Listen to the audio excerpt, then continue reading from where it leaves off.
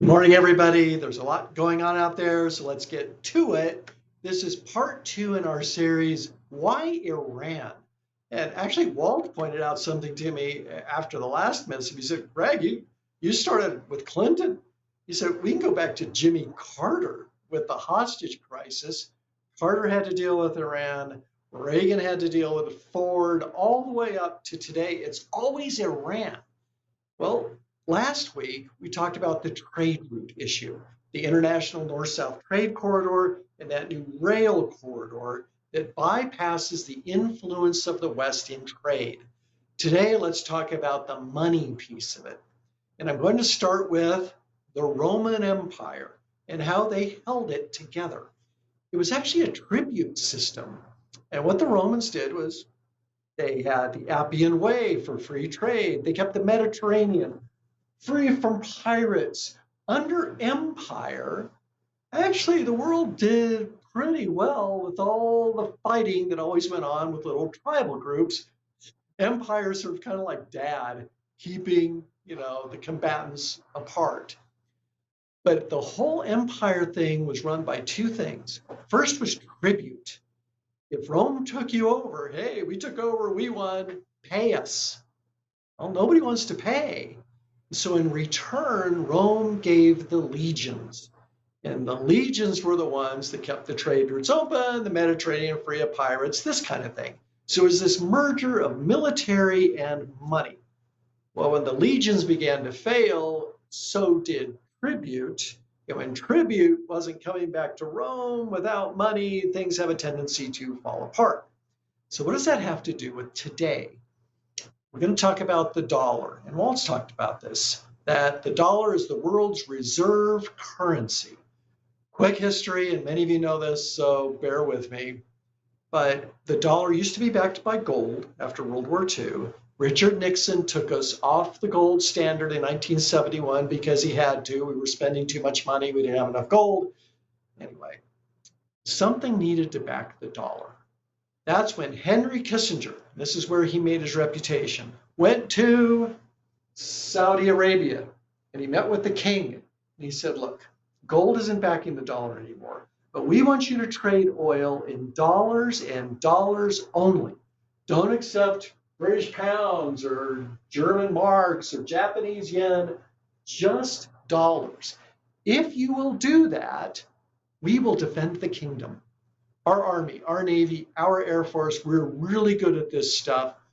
We'll keep the sea lanes open so that you can move your product easily without having to have warships go along with it. We will keep the land routes and we will maintain peace in the Middle East.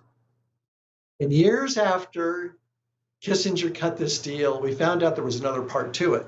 He told the king, if you don't take this deal, we may take your oil by force. Total hardball. Well, the king said, we don't care how we get paid.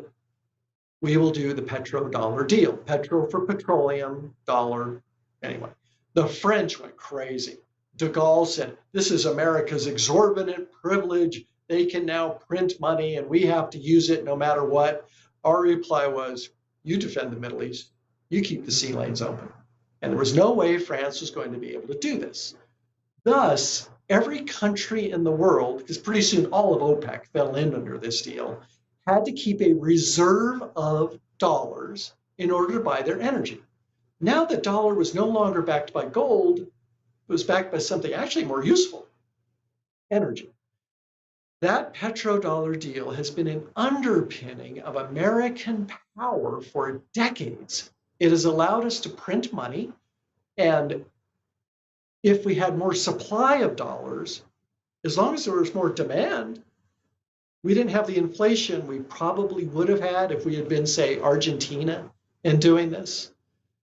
Anyway, what does this have to do with today? Well, Iran is part of the BRICS nations. And you know what BRICS is? Brazil, Russia, India, China, South Africa, the original members of this alliance that wanted to counter the power of the West. Nobody cared all that much about Brazil and South Africa, but Russia, India, China. It's an awful lot of people. And who's in the center of this? Iran. We went over this kind of last week, and now they've joined BRICS. And by the way, just a little side note here. When Saddam Hussein didn't want to trade his oil in dollars anymore, he kind of got overthrown. Same with Gaddafi in Libya. If you're looking for a common denominator, anybody who doesn't trade oil in dollars has received some wrath from the United States. Iran is not trading their oil in dollars.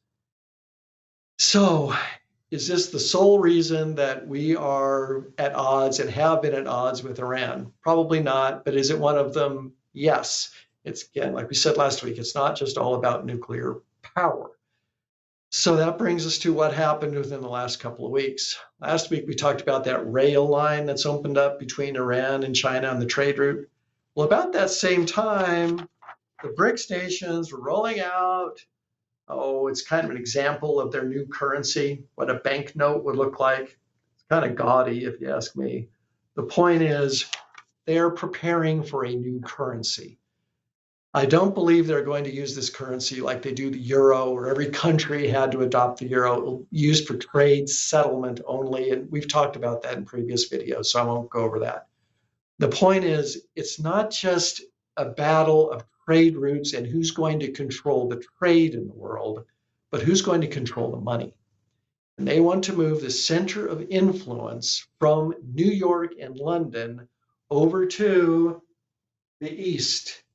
And again, the geography of this, Iran's right in the middle of it, and they've already chosen their side. They're going to side with Russia and China versus the West. So if you're wondering why we may not have peace in the Middle East anytime soon, even if all the nuclear facilities are destroyed in Iran, and I doubt they will be, that's a whole other subject. The point is, Iran's going to stay in the news, and there are going to be frictions between East and West that go far beyond what you're seeing in the newspapers. And again, we will tie this to investments as we continue in this series. And with that, I'll turn it over to Walt.